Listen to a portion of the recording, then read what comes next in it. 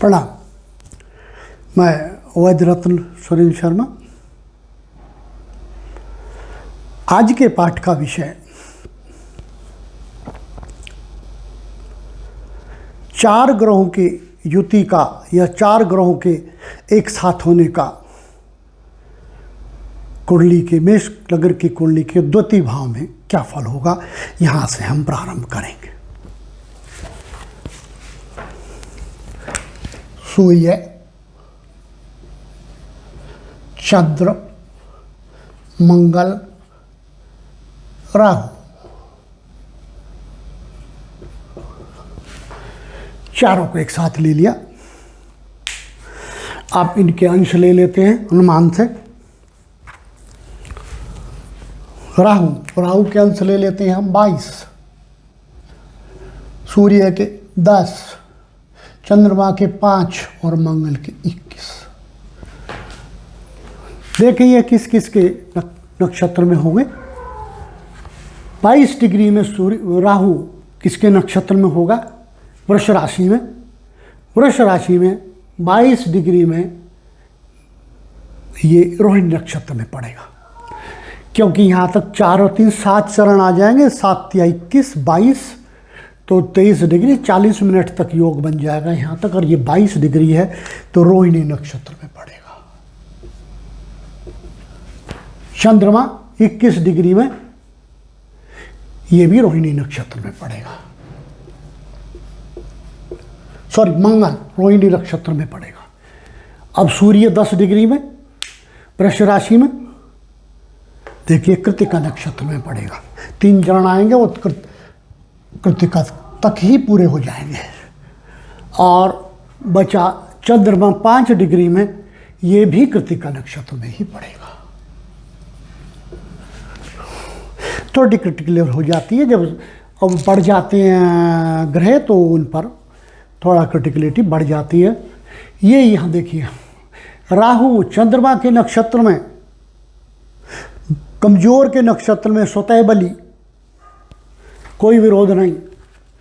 सूर्य स्वमत अपने नक्षत्र में और राहु के साथ क्रूरता में वृद्धि।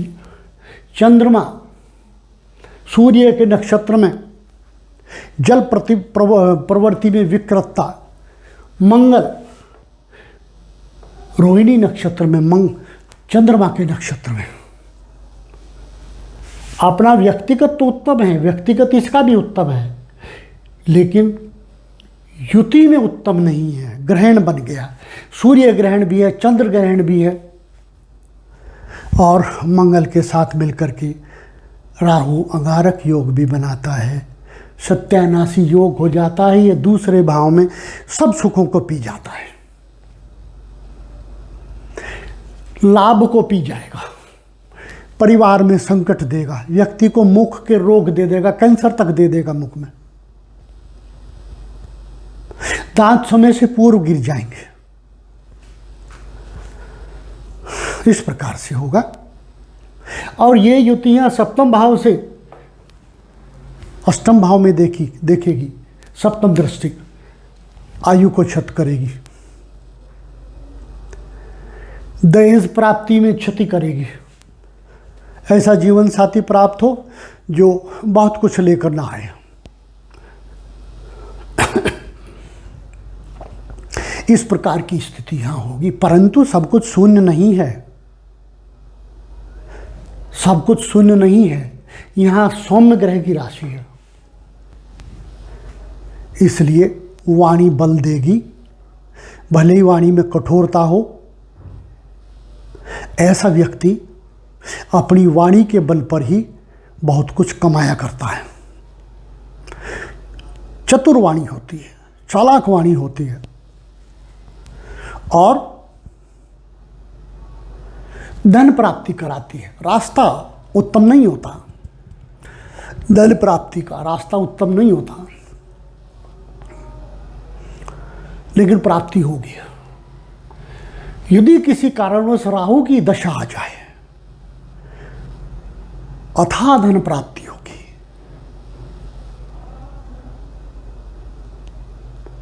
परंतु दाईं आंख में सर्जरी होगी, दाईं आंख में बीमारी होगी, ऐसा हो सकता है। जन्म से ही दाईं आंख की रोशनी कम। इस प्रकार के फल यहां से मिलेंगे। आगे यही 4 ग्रहों की युति अगर तृतीय भाव में हो, राहु, सूर्य, चंद्र, मंगल। राहु के हम अंश उतने ही ले लेते हैं जितने पीछे।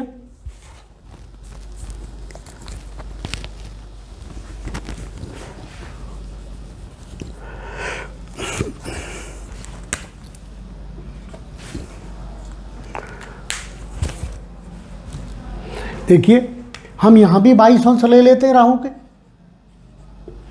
यहां इसके भी 10 अंश ले लेते हैं, इसके 5 अंश ले लेते हैं, और यहां भी इसके 21 अंश ले लेते हैं। दोनों के समान अंश, तीनों के, चारों के समान अंश हम ले लेते हैं। अब इनके नक्षत्र बदल जाएंगे, क्योंकि राशि बदल गई है। यहाँ मिथुन राशि में है, तो मिथुन राशि में देखिए राहु 22 अंश में कहाँ पर होगा? 22 अंश में पुनर्वसु नक्षत्र में होगा, क्योंकि लास्ट के 3 चरण में 10 डिग्री होती है, जो 20 से आगे जाएगी तो ये पुनर्वसु में होगा। इधर लिख लेते हैं, जगह की कमी है। पुनर्वसु नक्षत्र में होगा।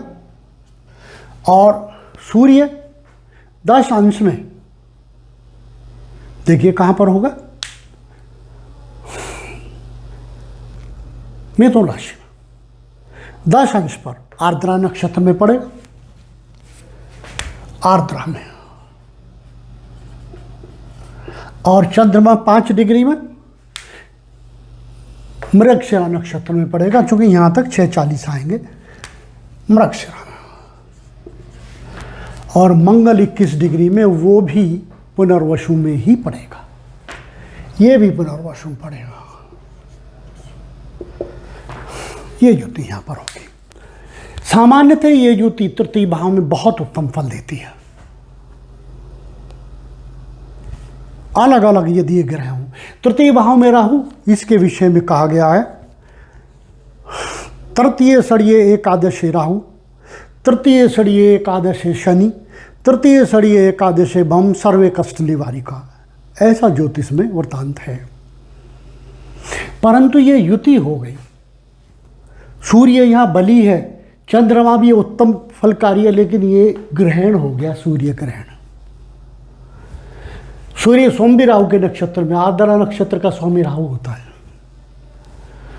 चंद्रमा शत्रु के नक्षत्र में, यहाँ चंद्रमा तृतीय भाव में कभी भी सुखकारी नहीं होता। चंद्रमा ही एक ऐसा ग्रह है जो तृतीय भाव में काफी क्षतिकारक होता है। मंगल यहाँ बली तृतीय भाव का कारक भी होता है, परंतु अंगारक योग बन गया इसके साथ मिलकर। ये योग उत्तम नहीं रहा। इस प्रकार से तृतीय भाव से जो फल मिलेंगे मध्यम मिलेंगे, क्योंकि यहाँ सूर्य, मंगल, राहु तीनों ही अपना उत्तम फल देना चाहते हैं, उत्तम कर्म करना चाहते हैं, पर तीनों की डायरेक्शन वर्क करने की डिफरेंट है। राहु बिल्कुल सामान्य भाषा में कह सकते हैं कि उन रास्तों को चुनता है सुख देने के लिए जो कालिक लिए हुए होते हैं। चोरी चकोरी, हेरा फेरी, मारपीट, दाएं हाथ से कुछ ऐसे कर्म करना जिनसे धन प्राप्ति हो लेकिन अन्य का नुकसान हो। ये युति यहाँ है। उत्तम मध्यम फल देगी, परंतु रोग देगी। राहु का जुड़ाव है, पंचमेश होकर के सूर्य साथ राहु के साथ है, सिर से दिमाग से संबंधित रोग देगी, क्रिटिकल रोग देगी। चतुरता को डिक्रीज करेगी। आदमी जब भी अपने मस्तिष्क से कोई काम करेगा उससे टेंशन होगी, तनाव होगा, डिसीजन ले पाने में ऐसा सक्षम नहीं रहेगा, क्योंकि पंचमेश होकर के सूर्य वहाँ ग्रहण में है। सुख नहीं मिलेंगे, क्योंकि चंद्रमा चतुर्थेश होकर के वहाँ है, सुखों को पी जाएगी युति। फिर भी ज्योतिष के नियम के अनुसार राहु यहां फल देगा, मध्यम फलकारी रहेगी। दाएं हाथ में चोट लगे, छोटा भाई या हो या पूर्णतः तो हम नहीं कह सकते, लेकिन लगभग ना होने के समान ही हो। उसे या तो इतने रोग हो या हमसे इतना दूर चला जाए कभी मिले ही ना, वो परलोक भी हो सकता है रोगों से पीड़ित होकर के। ये युति यहाँ सप्तम भाव में राहु इन सब का प्रभाव लेकर के यहाँ डालेगा, पंचम दृष्टि तलाक तक करा सकता है, क्योंकि मंगल का प्रभाव भी लेकर के यहाँ इंडिकेट करेगा। इस प्रकार का फल यहाँ होगा। सप्तम दृष्टि यहाँ नवम भाव पर पड़ेगी, पिता के सुखों में कमी कर देगी। धर्म कर्म में मन को अस्थिर करेगी, भाग्य में कमी करेगी, ये स्थिति होगी। इस प्रकार से इन 4 ग्रहों का यह फल होगा। अब चतुर्थ भाव में 4 ग्रहों की युति का फल, राहु, सूर्य, चंद्र, मंगल। यहां हम इनके डिग्रीज बदल लेते हैं, वैरी कर लेते हैं, कोई एग्जाम्पल ही तो लेने हमें। यहाँ राहु को ले लेते हैं 2 डिग्री, सूर्य को 22 डिग्री, चंद्रमा को 19 डिग्री, मंगल को 24 डिग्री। देखिए अब ये किस किस के नक्षत्र में होंगे। राहु 2 डिग्री में कर्क राशि में किसके नक्षत्र में होगा? देखिए कर्क राशि में 2 डिग्री में पुनर्वसु नक्षत्र के प्रथम चरण में होगा, क्योंकि ये 3 अंश 20 कला तक है, वहाँ 2 में तो पुनर्वसु नक्षत्र में है। सूर्य कर्क राशि में 22 अंशों में कहाँ पर होगा? 22। देखिए यहाँ पुष्य नक्षत्र के 13 अंश, 13 अंश 20 कला, और ये 6 40, तो 20 अंश तक यहाँ आ गए। आगे आश्लेषा पूरा बचा, ये 13, 4 और 1 ये चरण, 5 चरण आगे 16 अंश 40 कला तक यहाँ आया। और राहु हमारे पास है, सूर्य हमारे पास है 22 में, आश्लेषा में चला गया, आश्लेषा में चला गया। चंद्रमा 19 में है, ये भी आश्लेषा में चला गया। और मंगल 24 में है, ये भी आश्लेषा में चला गया। ये सब अंशों का मामला है। 24 अंश है, तो ये इधर से चरणों के अंश जोड़ लीजिए, जितना टोटल बनता है उसी के अंदर कहीं ना कहीं ये समा जाएगा। चूँकि कर्क राशि है तो लास्ट का आश्लेषा नक्षत्र 13 अंश 20 कला का है, तो 16 अंश 40 कला से आगे आगे जितने भी हैं वो आश्लेषा नक्षत्र में पड़ जाए। देखिए चतुर्थ भाव में राहु सूर्य को पीड़ित करके, चंद्रमा को पीड़ित करके, मंगल को पीड़ित करके बैठा हुआ है। पहले तो ये उत्कट मांगलिक योग है। राहु इसके साथ बहुत उत्कट कहते हैं, अत्यंत उच्च कोटि का क्षतिकारक। उसे हम ज्योतिषीय भाषा में, शुद्ध हिंदी की भाषा में, संस्कृत की भाषा में कैसे भी आप कंसिडर कर लें, उत्कट मांगलिक रोग योग कहते हैं, क्योंकि ज्योतिषीय पुस्तकों में ये उत्कट मांगलिक शब्द ही है। चंद्रमा को ग्रहण लग गया इसमें। चंद्रमा स्वतः ही चतुर्थ भाव में अच्छा फल नहीं देता, इसलिए चेस्ट प्रॉब्लम, राहु जुड़ा हुआ है, टीबी, दमा, लंग्स, फेरिंग्स खराब हो जाए। कितने होंगे ये तो प्रभु कृपा पर है, वो कितनी भक्ति करता है, उसकी इम्यूनिटी कितनी है। यहाँ इम्यूनिटी तो उत्तम कहती है, क्योंकि लग्नेश होकर के मंगल चतुर्थ भाव में इम्यूनिटी तो स्ट्रॉन्ग कहती है, परंतु उस इम्यूनिटी को राहु पी रहा है। फेसिंग पावर, रोगों से फेसिंग लड़ने की शक्ति को कम कर रहा है। इसलिए ये युति यहाँ उत्तम फल नहीं देगी, क्षतिकारक ही होगी। माँ बीमार रहे, मध्यम आयु में ही चली जाए, ना जाए तो बिस्तर पर समय गुजारे। वाहन प्राप्ति आसान नहीं, घर प्राप्ति आसान नहीं, हो सकता है आजीवन किराए पर रहे। अगर प्रभु कृपा हो जाए, ये पूजा पाठी दान पुण्य करने वाला हो, भक्त हो, तो शायद बहुत कुछ प्राप्त हो जाता। ये स्थिति है। यही युति जब यह सप्तम दृष्टि से दशम भाव में देखेगी, हानि करेगी, क्योंकि राहु साथ है। और जब राहु साथ होगा तो केतु तो साथ चलेगा ही। सॉरी, इस स्थिति में मैंने केतु को नहीं लिखा था, यहाँ केतु आता है, और इस स्थिति में भी मैंने केतु को नहीं लिखा था, वो यहाँ आता है। सॉरी, ये त्रुटि हुई। केतु तो साथ चलेगा,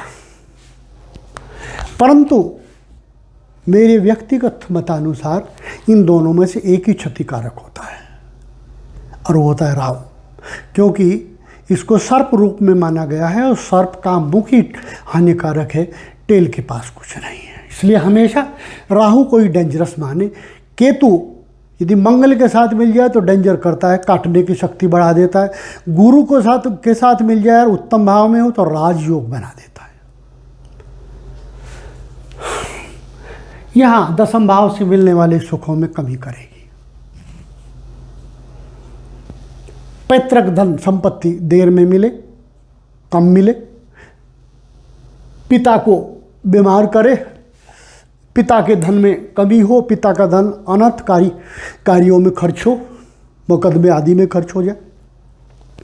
ये पिता की आय का भाव, इस प्रकार से दशम भाव में ये क्षति करेगी। यही युति पंचम भाव में जाए जब राहु, सूर्य, चंद्र, मंगल, इनके अंश देखिए। अंश हम वैरिक बदल लेते हैं, क्योंकि एग्जाम्पल स्वरूप ही है, हम कितने भी अंश ले सकते हैं, हमें तो एग्जाम्पल लेकर के इनको स्टडी करना है। राहु को ले लेते हैं हम 28 डिग्री में, सूर्य को 22 डिग्री में, चंद्रमा को 9 डिग्री में, और मंगल को 2 डिग्री में। एक एक नक्षत्र हमें स्टडी करना है। एक राहु 28 डिग्री में सिंह राशि में कहाँ पड़ेगा? सिंह राशि में 28 डिग्री में अंतिम भाव में, अंतिम चरणों में ही पड़ेगा, उत्तरा फागुनी। इधर लेता हूँ स्पेस का मैं, उत्तरा फागुनी में। अब सूर्य 22 डिग्री में कहाँ पड़ेगा? देखिए, सिंह राशि में, ये पूर्वा फागुनी में पड़ेगा, क्योंकि ये यहाँ 27 अंशों के आसपास तक यहाँ तक पहुँचेगा, आगे एक चरण बचा, तो ये पूर्वा फागुनी में पड़ेगा। चंद्रमा 9 डिग्री में सिंह राशि में कहाँ पर पड़ेगा? मघा नक्षत्र में पड़ेगा, 13 अंश 20 कला तक आएगा मघा। और मंगल 2 अंशों में कहाँ पड़ेगा? देखिए, सिंह राशि में, ये भी मघा में ही पड़ेगा, मघा में ही पड़ेगा, और केतु इनके साथ चलेगा। ये स्थिति हो।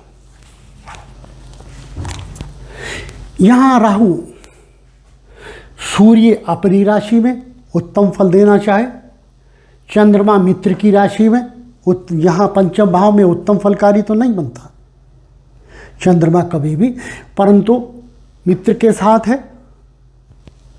मंगल पंचम भाव में राहु के नक्षत्र में, ये भी राहु के नक्षत्र, सॉरी केतु के नक्षत्र में, माघा केतु का नक्षत्र होता है, ये भी केतु का नक्षत्र, और पूर्वा फागुनी शुक्र का नक्षत्र, उत्तराषाढ़ा शनि का नक्षत्र।